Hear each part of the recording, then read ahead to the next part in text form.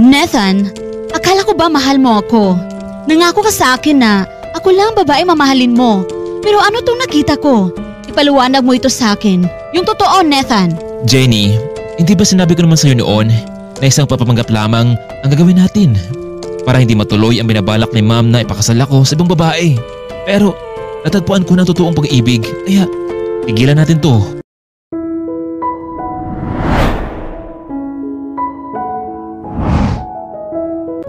Lumaki sa piling ng kanyang lola itong si Jenny dahil nagkahiwalay ang kanyang ama at ina noon, bata pa lamang ito, kaya naman umaasa ang bata noon sa kanyang lola Estrella.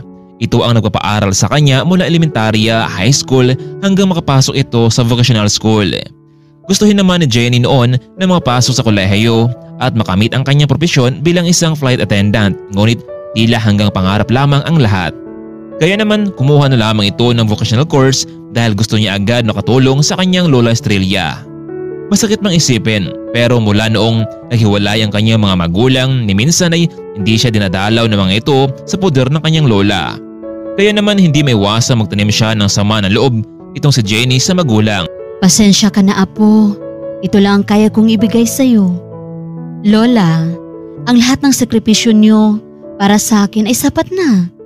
Hindi matumbasan ng salapi ang kabutihan niyo sa akin. Kaya gagawin ko rin ang lahat bilang ganti sa ginagawa mo sa akin, Lola.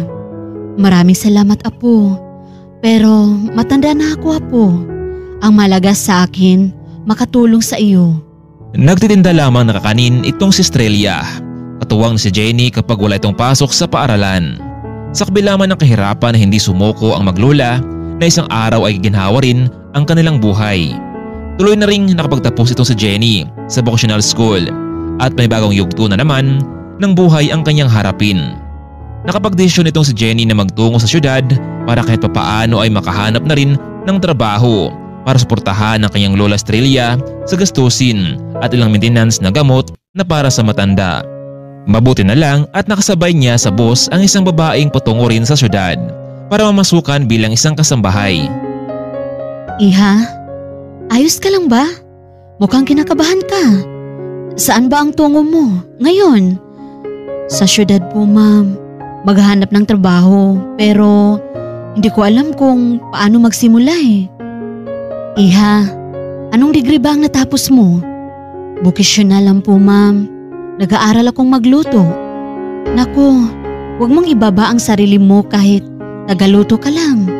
Alam mo, Iha, wala naman yan sa mataas na pinag-aralan ng isang tao. Alam mo, kung ayos lang sa'yo, sumama ka sa akin sa papasukan ko. Naghahanap sila ng tagaluto roon. Talaga, ma'am? Iha, tawagin mo lang akong Aling Beth. Sige ha, tawagan ko muna si Don Manolo na nakahanap na ako ng makakasama sa pagpasok sa mansyon. Maraming salamat talaga, Aling Beth. Tatanggapin ko itong utang na loob at sa trabahong inaalok mo sa akin. Dahil sa pagtanggap ni Jenny sa alok ni Aling Beth, dito na magsisimula ang kanyang totoong buhay. Dito niya na maranasan ang totoong mundong ginagalawan. Kasalukuyan silang nasa loob ng bus. Tinawagan ni Aling Beth ang kanyang amo na may kasama itong katuwang sa trabaho bilang tagaluto sa mansyon. Dahil mahaba-haba pa ang oras na kanilang lalakbayin, natulog muna itong si Jenny sa bus bagamat hindi niya alam kung ano ang kahantungan nito. Umasa siyang sana mabuti at mabait ang kanyang magiging amo. 8 oras ang nakalipas. Nasa terminal na sila. Hinihintay na lamang nila ang pagdating ng susundo sa kanila. Aling Beth, ang bilis niyo namang nakating dito. Benji, ito nga pala si Jenny. Makakasama natin sa mansyon. Magandang araw sa iyo, Miss Beautiful. Jenny pala. Natutuwa ako at makasama ka namin sa mansyon. Aling Beth, balita ko darating daw mula sa abroad ang anak ni Don Manolo. Sana maganda makisama ang kanyang anak para naman di tayo maging pressure. Ilang minuto lamang nakarating na sila sa mansyon. Hindi makapaniwala itong si Jenny sa laki, lawak nito, paniguradong mayamang tao ang nakatira. Pagdating sa loob ng bahay ay naroon si Don Manolo, naghintay sa kanila. O Beth, kumain na kayo. Iyan na ba si Jenny? Maganda ang dalaga na kasama mo ha. Oho, Don Manolo. Magaling mo siyang magluto. Kung ganun Iha, simula sa araw na ito, ikaw na ang tagluto ng mansyon. Sinabi na ba sa'yo ni Benji na darating ngayon ang anak ko galing sa ibang bansa? Alam mo, matagal na siyang naninirahan doon kasama ng kanyang ina. Oho, Don Manolo. Nasabi na sa akin ni Benji. Alam niyo, hindi ko kabisado ang ugali ng anak ko dahil loka siyang kasama ng kanyang ina. Sana mataas ang pasensya niyo sa kanya. Ano man ang ugali ng anak ko? Nako, Don Manolo. Siyempre naman po, kakayanin namin. Kinabukasan maaga nagising itong si Jenny para ipaghanda ng pagkain itong si Don Manolo at ang buong kasama sa mansyon. Hindi makapaniwala ang Don sa sobrang sarap, paniguradong magustuhan ito ng kanyang anak. Ilang minuto pa ang nakalipas, may tumawag sa telepono. Hello Dad, I'm here. Who will pick me up at the airport? Nathan, just wait for a while. Our driver Benji will pick you up. Okay Dad, I'm waiting. Hindi pamilyar si Nathan sa lugar simula kasi noong naghiwalay ang kanyang mga magulang at dinala siya ng ina sa ibang bansa kasama ng kanyang stepdad wala na itong masyadong komunikasyon sa kanyang tunay na ama. Ganun pa man hindi naging maramot ang kanyang ina para lagi paalaala ang tunay nitong ama. Hindi pumayag noon si Don Manolo na makipaghiwalay sa kanya si Mildred pero pinagtapat ng ginang na hindi na ito mahal. Kaya para walang gulo ay nagparaya na lamang ang Don sa kabila ng pangungulila nito sa kanyang anak. Tiniis niya ang lahat para dito. Sir Nathan, ako nga pala si Benji at your service. Sorry kung nahuli ako, medyo traffic kasi sa daan Okay lang Benji. Nako sir, marunong pala kayo mag-Tagalog? Oo naman. Niroon kasi ako ni ma'am kahit nasa ibang bansa ako. Dito kasi ako pinanganak hindi ba kaya mas maigi na alam ko rin ang salitang Tagalog. Matagal ka na bang driver ni Dad, Benji? Hindi ko kasi alam ang kanya ugali Nako Sir Nathan, napakabait ni Don Manolo. Kung hindi mo tatanong, siya ang sumagip sa akin noong nasa kalye ako palaboy-laboy. Pinakain niya ako, biniisan, pinag-aral sa driving school at ngayon, kinuha niya ako bilang personal driver niya. Kaya malaki po ang utang na loob ko sa daddy niyo. Meron ba siyang kinakasama ngayon? Nako sir, wala po. Ang totoo, lagi siya nakatuon sa kanyang negosyo. Kahit mag-isa lang siya, lagi niya sinasabi sa akin na balang araw ay muli kayong magkikita. Alam mo bang masaya ang dad mo na makita ka ngayon? It's my pleasure to see my dad Benji for how many years? Hindi ko alam kung bakit siya binitawan ni ma'am kung gano'n naman pala ang ugali ng dad ko. Kaya nga sir, pero mas mabuti pang ikaw mismo ang makausap ng dad mo. Welcome home Nathan, I miss you so much. For almost 20 years na hindi kita nakita. Sa wakas, eto ka na. Nahawakan kita anak. Dad, I really miss you too. Lagi ka nakwento sa akin ni ma'am. You know what dad, the reason why I came here, gusto ni ma'am na pagkasundo ako sa anak ng kanilang kaibigan pero ayoko. Hindi ko siya mahal dad. Kaya nandito ako ngayon. Please help me dad. Nathan, alam mo wala akong karapatan. Lalo na akong patungkol sa pag-ibig. It's all about your decision. Not me, not your mom. Kung saan ka masaya, kung saan ka maging komportable, gawin mo. Ang mabuti pa, mamaya natin ito pag-usapan ang mga bagay na yan. Kumain muna tayo, alam kong hindi mo pa natitikman ang mga masarap na pagkain dito. Lalo na sa bago nating hire na katulong dito, yung tagapagluto natin. Really dad? Sino? Jenny, pumunta ka muna rito. Gusto ko makilala ang anak ko. Mula sa kusina, lumabas muna itong si Jenny habang nakasuot ng apron. Namangha itong si Nathan sa simpleng ganda ng dalaga. Hello po sir, magandang araw po. Ay, nice to meet you Jenny. Gusto kong lutuan mo ako ng espesyal na adobo. Anyway Nathan, habang hinintay natin ang niluluto, pwede ka munang kumain dito ng ibang putahing niluluto ni Jenny. Lahat yan masarap. Matapos nanikman ang lahat pati ang espesyal na adobo, hindi makapaniwala ang binata dahil walang ganito sa ibang bansa. Jenny, hindi nga ako nagkamali sa pagsama sa'yo dito. Gawin mo lang ang lahat. Panigurado akong hindi lang hanggang dito ang mararating mo. Maraming salamat talaga Manang Beth. Hindi ako makakarating dito kung hindi po dahil sa inyo. Ayos lang yun. Basta kapag may problema ka, lapitan mo lang ako ha. Pera na lang kung pera. Ang pag-uusapan, wala ako nun. Sa gabi ding iyon, tumawag si Jenny sa kanyang lola Estrella. Binalita nito na maayos lang siya sa kanyang trabaho kaya wala itong dapat ipag-alala. Samantalang hindi naman makatulog itong si Nathan dahil sa gandang itsura ni Jenny. Sa unang pagkakataon ay nasilayan niya ang ganda ng dalaga. Dito na kaya magsisimula ang kanilang pagkakaibigan. Ano kaya ang plano ni Nathan para hindi masundan at masunod ang plano ng kanyang ina? Bumangon muna ang binata at nagtungo siya sa kusina para uminom ng tubig. Ngunit laking gulat niya na mangita niya roon si Jenny habang kumakain. Anong ginagawa mo dyan? Kumakain ka nang walang paalam? Naku sir, pasensya na po kayo. Medyo nagugutom kasi ako ngayon eh. Jenny ang pangalan mo, hindi ba? Alam mo, gusto sana kitang kausapin bukas pero since na nandito ka na, may sabihin ako sa'yo. One of these days, darating dito ang mami ko and baka kasama niya ang anak ng kaibigan nila. Kausapin ko si dad na magpanggap tayo bilang magkasintahan. Pero sir, ayoko po ng gulo. Gusto ko lang namang magtrabaho ng marangal para makatulong sa lula ko.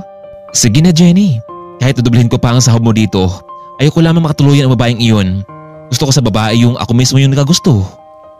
Dad, pumapayag ka ba sa plano ko? Sige na Jenny, pumayag ka na para sa kapakanan ng anak ko. Jenny, magpapanggap lamang kayo na magkasintahan kapag narito sa Jenny ka. Don Manolo, pwedeng bigyan niyo ako ng ilang sandali para makapag-isip? Jenny, wala na tayong oras pa. Hayaan mo kapag maniwala natin si Jenny ka, magiging normal na ang lahat sa atin. Dahil kailangan din ni Jenny ang pera, lalo na at may pangailangan din ito sa kanyang lola Estrella. Kaya naman hindi na ito nagawang tumanggi pa dahil sa ganoong kasunduan. Mas lalo pang kinikilala nila ang bawat isa. Namasyal ang dalawa para maging komportable habang hinihintay nila ang pagdating ni Jenica sa bansa. Samantalang mahal naman ni Jenica itong si Nathan. Gagawin niya ang lahat para sa kanya lamang ang binata. Maimpluwensya ang mga magulang ni Jenica. Kaya naman walang gusto na hindi nito nakukuha. Mula sa ibang bansa tumawag ang mami nitong si Nathan. Pinaalam nito na sasamahan niya si Jenica para magkita silang dalawa. Iyon din naman kasi ang gusto ng kanyang mami na magkatuluyan ang dalawa. Ma'am, bakit kasi pinipilit niyo sa akin na sa relasyon ng babaeng iyan? Samantalang hindi ko naman siya gusto. Nathan, malaki ang utang na loob ko sa mga magulang niya. Kaya pakiusap, pumayag ka na sa gusto ni Jenica. Pakasalan mo siya. Ma'am, hindi ko kailangan ng pera ni Jenica. Alam mo, nagkausap ko ni Dad. Ang sabi niya, iniwan mo siya at sumama ka sa ibang lalaki. Kayo ang bahala kung itutuloy niyo ang magpunta rito. Basta ngayon pala masabihin ko sa inyo na masasayang lang ang ginagawa niyo sa akin. Ilang araw lamang mula nang tumawag ang kanyang ina. Hindi niya inasahan na nasa airport na pala ang dalawa. Kaya naman sinundo ito ni Benji. Hello ma'am, magandang umaga po. Ako nga pala si Benji, ang driver sa mansyon ni Don Manolo. Tara na po sa mansyon. Teka lang Benji, nasaan si Nathan? Bakit hindi mo siya kasama ngayon? Ma'am, meron siyang inasakaso ngayon eh. Kaya pinasabi niya sa akin na sa mansyon daw kayo makikita. Okay Benji. Siya nga pala. Ito nga pala ang fiancé ni Nathan. Si Jenica, soon to be wife. Nice to meet you ma'am.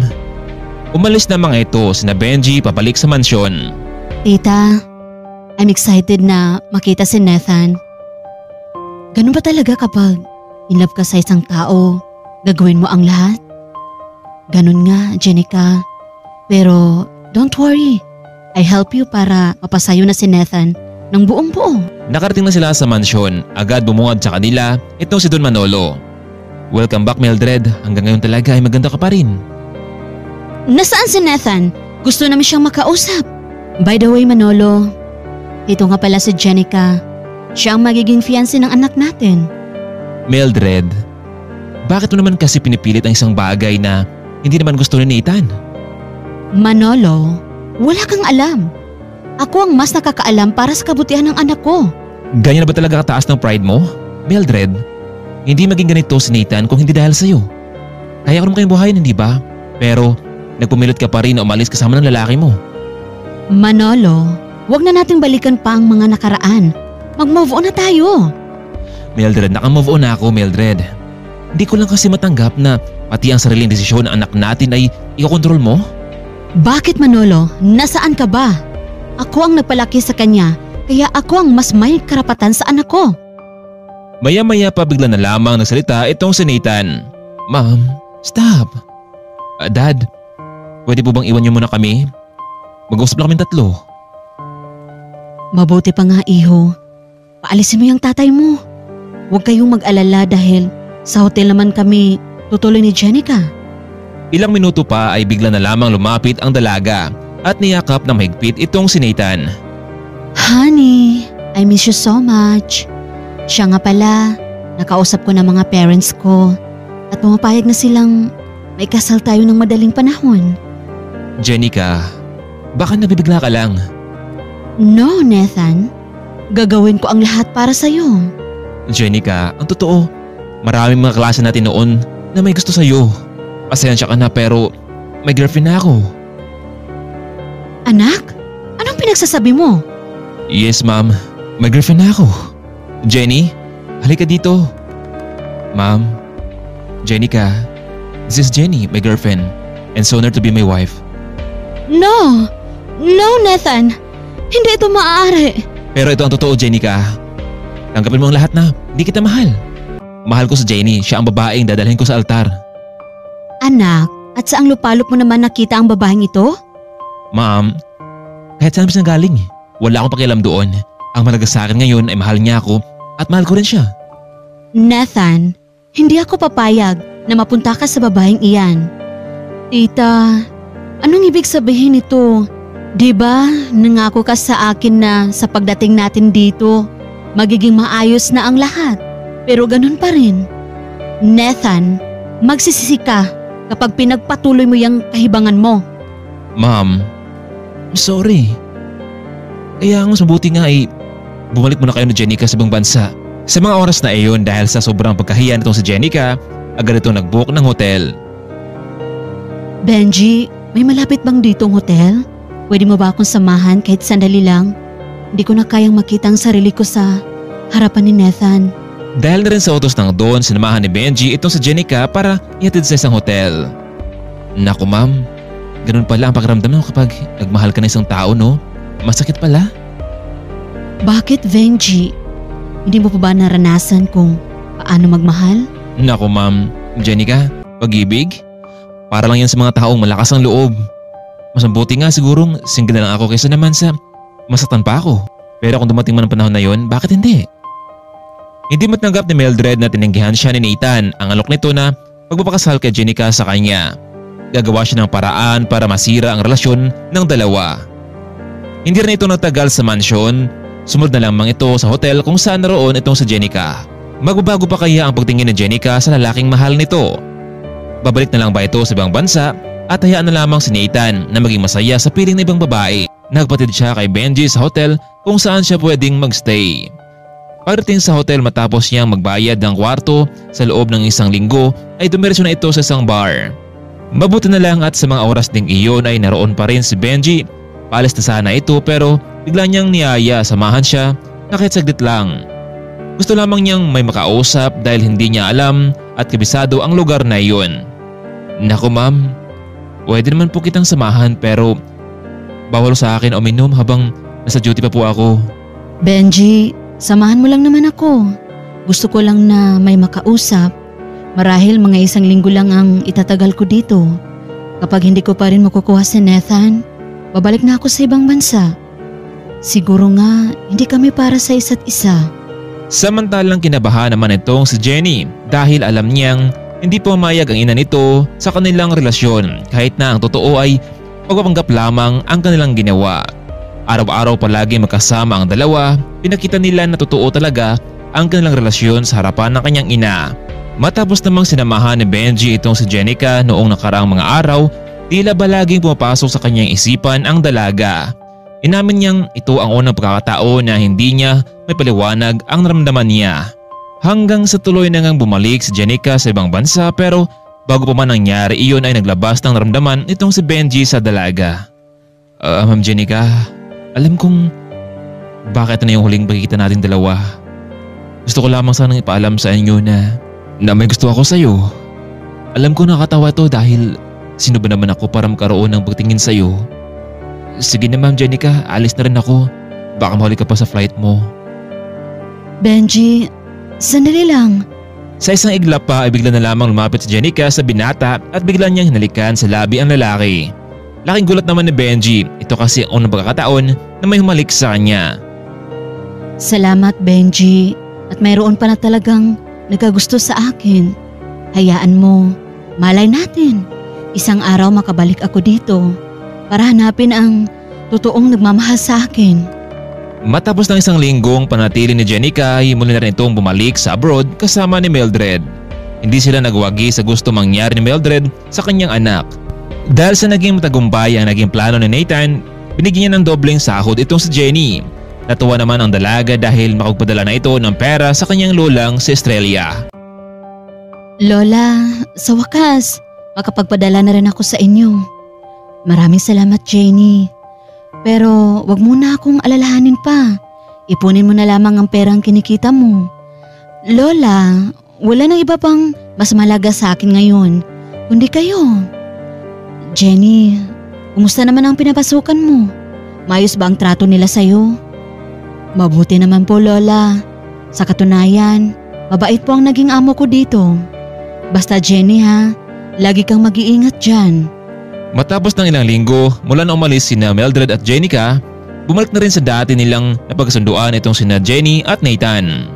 Dad, hindi mo na ako balik sa ibang bansa. Gusto kong magstay dito, nakasama ka. Tutulungan kita sa negosyo. Malay natin dito ka rin mahanap at makilala ang true love ko. Magandang balita yan, Nathan. At least may katuwang ako dito sa negosyo. Lumipas na mga araw bagamat nawala na ang kanilang pagpapanggap, hindi pa rin maiwasang laging nakikita ang dalawa. Pero ang papanggap na iyon ay nagdulot ng hindi maganda para kay Jenny. Hindi niya kasi mapaliwanag ang kanyang sarili, ang kanyang naramdaman sa binata. Lalo na at parang naging seryoso na ito sa pagtrabaho kasama ng ama. Walang ibang naging trabaho itong si Jenny kundi ang magluto sa mansyon. Habang tumatagal, hindi niya na kayang ilihim pa sa binata ang kanyang nararamdaman. Ngunit isang gabi noon mula sa trabaho, hindi inasahan ni Jenny na dumating na lasing itong si Nathan habang may nakaakay sa kanyang isang magandang babae at ngayon lamang niya ito nakita. Miss, ako nang maghatid sa kanya sa loob ng kwarto. Jenny, sandali lang. Hayaan mong hatid niya ako sa kwarto ko.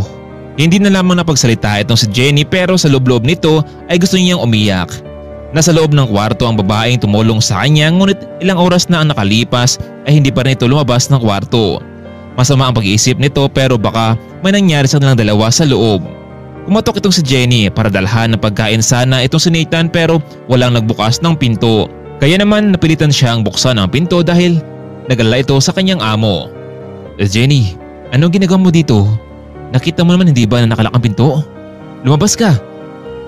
Pasensya na, Sir Nathan. Lasing kasi kayo eh. Kaya naisip kong bigyan kayo ng mainom para mawala ang hangover niyo.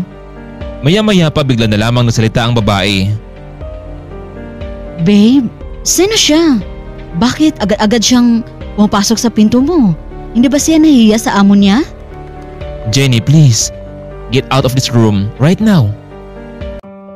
Yes, sir. Oh, Jenny, kumusta ang Sir Nathan mo? Manang Beth, may kasama siyang ibang babae sa kwarto. Siguro, yun ang kanyang girlfriend ngayon. Pinapaalis nga nila ako mula sa loob eh. Naku, Iha, bakit ka naman kasi pumasok na walang paalam? Yun lang ang pagkakamali ko, Manang Beth. Jenny, aminin mo nga sa akin, ang lahat, may gusto ka ba kay Nathan? Po, wala Manang Beth. Kung ganon, dapat hindi ka maapektuhan kapag may babae siyang dinadala dito. Hindi naman po, Manang. Concern lang naman ako sa kanya. Jenny, magsabi ka nga ng totoo. May gusto ka ba? O wala? Atin-atin lang to. Jenny, wala namang masama kung gusto mo siya. Isa pa, maganda ka naman. Ang totoo, Manang Beth, habang tumatagal, nagkagusto ako kay Sir Nathan. Pero hanggang dito lang to eh. Wala akong maiharap sa kanya kasi mahirap lang ako. Hindi katulad ng mga babae na mahabol sa kanya, na ubod ng yaman. Jenny, to be honest ha, sana huwag ka magalit. Kasi ang sabi ng iba, kapag mayaman ka, para ka lang din sa mayaman. Pero pagdating sa pag-ibig, wala nang pinipili iyon. Ang mahalaga, nagmamahalan kayo pareho. Ipagtapat mo kay Sir Nathan ang naramdaman mo. Kapag hindi kayo para sa isa't isa, just move on at mag-focus ka sa buhay mo. Nako, Maraming salamat talaga, Manang Beth. Noong araw ding iyon, ilang oras ang nakalipas, lumabas ang babae mula sa kwarto. Nagmadali itong lumabas ng mansyon. Pumasok naman itong si Jenny at kinausap ang binata. Sir Nathan, itatanong ko lang po, paano yung kasunduan natin? Jenny, ano ka ba? Wala na si Jenica.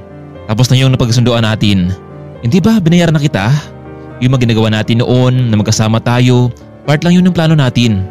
Kaya simula ngayon, ang trabaho mo ay balik sa pagluluto sa kusina.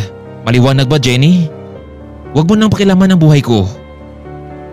Pero Nathan, alam mo ba sa loob ng ilang linggo, aaminin ko sa'yo na gusto na kita. Nahibang ka na ba, Jenny? Please, wag ako. At sa tingin mo naman papatol ako sa'yo, ha? No way. Hindi tayo bagay, Jenny. Tagaluto ka lang dito sa mansyon at tagasilbi. Huwag mong ipairal yung puso mo. Umanap ka ng taong nababagay sa'yo, maliwanag ba? Umalis ka na dahil nantok pa ako. Pakisabi nila kay Benji na mamayang hapon may lakad kami. Napahiya tuloy itong si Jenny, parang wala na tuloy siyang mukhang may harap pa sa lalaki. Ano kaya ang gagawin ni Jenny? Lalo na at pinagsabihan siya ni Nathan na hindi sila bagay sa isa't isa. Kaya naman naisipan niyang tapusin na lamang ang lahat dahil wala naman siyang mukhang may harap pa sa lalaki. Hindi siya makapagtrabaho ng maayos dahil laging pumapasok sa kanyang isipan ang lalaking iyon. Kinausap niya si Manang Beth kung pwede na itong umalis, total naman ay wala naman itong magkakautang sa kanila. Noong una hindi sana ito pumayag dahil nagustuhan naman siya ni Don Manolo bilang tagaluto sa mansyon. Jenny, bakit kailangan mo pang umalis? Hindi pa ba sapat ang sahod mo dito sa mansyon? Manang Beth, nung una, malaki ang utang na loob ko sa inyo. Dahil kung hindi dahil sa iyo, wala akong trabaho ngayon. Hindi ko makakalimutan ang kabutihan niyo sa akin. Pero kapag hindi ako umalis dito sa mansyon, mas lalo na akong maguguluhan. Jenny, kung ganun, wala na akong magagawa. Nangihinayang lang kami kasi magaling kang magluto. Saan ka naman pupunta? May panibago ka bang papasukan? Wala pa man ang Beth eh. Marami naman sigurong trabaho dito sa syudad. Pakiusap, wag na lang ipaalam ito kay Sir Nathan na umalis ako ha.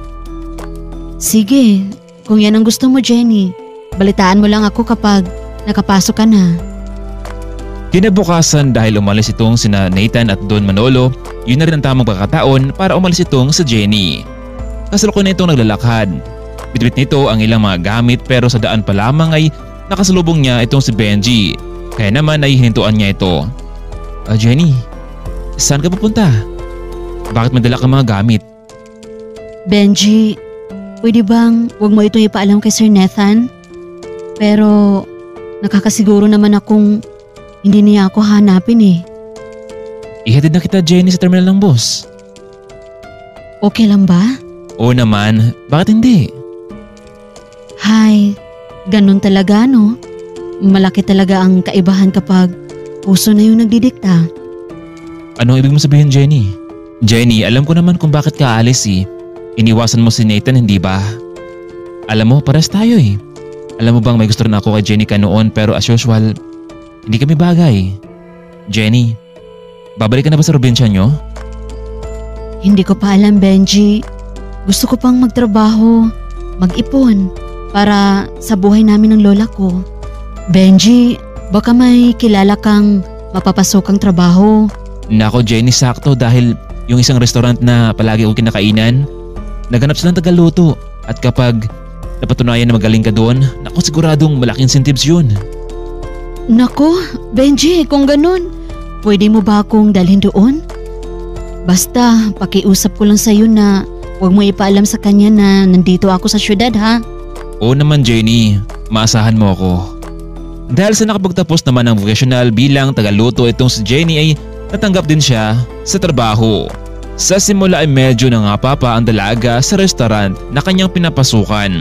Pero makalipas lamang ng ilang linggo, naging madali na para sa kanya ang lahat. Hindi makapaniwala ang buong management na mahusay talaga magluto ng iba't ibang putahe ang dalaga. Kaya naman mas naging malapit ito sa may-ari ng restaurant. Samantalang ilang araw naman ang nakalipas, nagtataka naman itong si Nathan na hindi niya nakikita si Jenny sa kusina.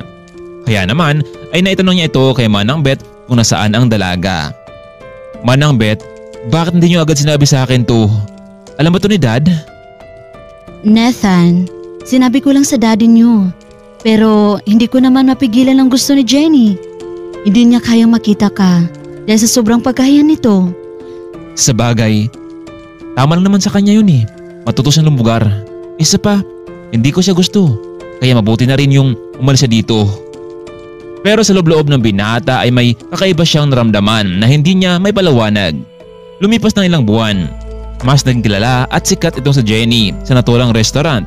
Bira lang kasi ang babaeng mahusay magluto. Kaya naman para makasigurado ang may-ari ng restaurant na hindi na ito lilipat sa iba, kinausap niya na masinsinan si Jenny at binigyan siya ng offer nito. Miss Jenny, alam mo, napakahusay ng estilo ng pagluluto mo. Alam mo bang simula nang dumating ka sa kumpanya namin, mas naging popular ito at mas tumataas ang kinikita namin. Paano ka ba naging bihasa sa pagluluto? Ang totoo ma'am, hindi po talaga pagluluto ang pangarap ko. Gusto ko sanang maging isang flight attendant. Pero alam ko naman hanggang pangarap lamang ang lahat ng iyon. Matapos kasi akong iwan ng mga magulang ko sa Lola Estrella na ako lumalaki. Hindi ko alam kung bakit nila ako iniwan. Kung gano'n lang sana ang buhay ko na walang mga magulang, sana hindi na lang nila ako isinilang ma'am. 2 dekada na ang nakalipas, ni isa sa kanila, hindi man lang ako dinalaw. Kaya dahan-dahan ko na silang binura sa buhay ko ma'am. Si Lola Estrella na lamang ang tangi kong kasama sa buhay at proud ako sa kanya. Kaya sa kanya ko rin natuto ang pagluluto at dagdag kaalaman na rin sa paaralan hanggang sa nakahiligan ko na talagang magluto. Jenny, pwede ko bang makita ang Lola Estrella mo? Bakit po ma'am? Kilala mo ba siya? Oo, kilala ko siya. Jenny, kahit ngayon mismo, samahan mo ako sa lola mo kung ayos lang sa'yo. Sige po ma'am. Hindi nagsayang pa ng oras itong si Josephine. Gusto niya makilala ang lola na Jenny. Iniwan na lamang niya ang pamamahala sa kanyang assistant. Ilang oras din ang kanilang biyahe bago dumating sa naturang lugar. Jenny? Ikaw nga. Mabuti at umuwi ka. Sino pala yung kasama mo? Lola, ito nga pala ang boss ko, si Ma'am Josephine. Magandang araw po Lola Estrella. Alam niyo, matapos kong marinig ang pangalan niyo, gusto na kita agad makita. Huwag mo sana mamasamain. Ikaw ba ang ina ni Lori at ang lalaking kinakasama niya na si Harold? Opo ma'am, ako nga po. Bakit niyo sila kilala? Lola, alam niyo bang ang mag-asawang iyon ay kasalukuyang nakakulong 20 years na at hanggang ngayon nasa kulungan pa rin sila. Ma'am, anong dahilan? Kaya pala hindi na sila nagpakita mula noon at iniwan na lang nila ang pangangalaga ko sa kanilang anak. Lola Estrella, sina Lori at Harold nagtatrabaho noon sa pamamahay ko pero hindi ko alam kung bakit isang gabi noon bigla silang nawala at kinuha ang bagong silang kong anak. Lola, pero ilang araw lang mula noon, nahuli na rin silang dalawa. Inamin nilang nasa pangangalaga raw ng kanyang ina, si Estrella, ang anak ko. Lola, kung ganon, hindi ko pala tunay na mga magulang sina Nanay Lori at Tatay Harold. Pero paano natin mapapatunayan na ikaw talaga ang totoong ina ni Jenny? Lola, gagawa po tayo ng DNA test. At kapag napatunayan ko, kukunin ko na sa'yo si Jenny mula sa inyo. Dahil sa pangyayaring iyon, nagsagawa ng DNA test ang mga doktor at laking gulat nila dahil naging positibo ang naging resulta. Jenny, ay tagal ng panahon at ngayon sa wakas ay natagpuan na kita anak. Alam mo, gusto ko na sumuko noon pero umaasa pa rin akong balang araw magtatagpo pa rin ang landas natin. Kung kayo po ang totoo kong nanay, hindi ko po gusto na maiwan dito na mag-isa si Lola Estrella. Siya ang nagpalaki sa akin. Oo naman, Jenny, anak. Isasama natin ang lola mo. Ito ang hindi inaasahan ni Jenny sa kanyang buhay. Ang dating isang mahirap lang ngayon nasa isang malaking kumpanya bilang sikat na tagaluto at anak ng isang negosyante.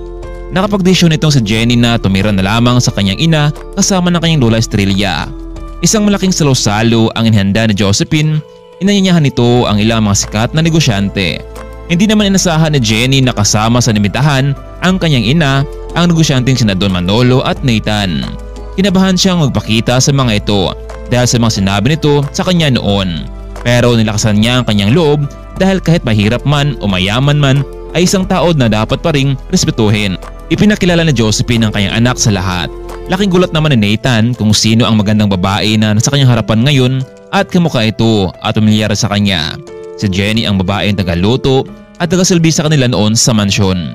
Kaya naman matapos ng party ay nilapitan siya ni Nathan para kausapin. Hi miss, hindi ako makapaniwala na heto ka na pala ngayon. Parang isang panaginip lamang lahat, hindi ba? Wow, pwede ba kitang mayaya sa mga sunod na araw? Nathan, I'm sorry pero hindi ako pumapatol sa mga taong walang respeto sa kapwa. Ano ka ba Jenny? Kalimutan natin yun. Yung mga sinabi ko sa'yo, let's give a time for us para naman makilala natin ang isa't isa. Nathan, frankly speaking, kung gusto mong manligaw sa akin, nako, wala kang maasahan sa akin. Ayaw ko sa mga taong mata pobre at minamaliit ang kakayahan ng mga mahihirap. Humahanap ka na lang ng taong katulad mo ng ugali. Huwag ako. Sige na, aalis na ako. Hindi na lamang napagsalita pa itong si Nathan, laking gulat niya sa naging ugali ni Jenny. Malaki tuloy ang kanyang pagsisisi kung bakit niya ngayon nagawa yun at pagsabihan ng masasakit na salita ang dalaga noon. Samantalang nakapagdesisyon naman itong si Jenny na ipagpatuloy nito ang naudlot na pangarap bilang isang flight attendant at katuwang naman ito sa pagpapalago ng negosyo ng kanyang ina. Minsan sa buhay natin, ang kahirapan ang nagbibigay lakas para pagpatuloy natin ang laban sa buhay. Gaano man ito kahirap titiisin, makuha lamang ang tagumpay sa buhay. Hanggang dito na lamang muna kaibigan. Marami pong salamat sa inyong walang sawang pagsuporta sa ating munting channel. Abangan pa po natin ang mga kwentong pag-ibig, inspirasyon sa ating buhay. Maraming salamat po at paalam.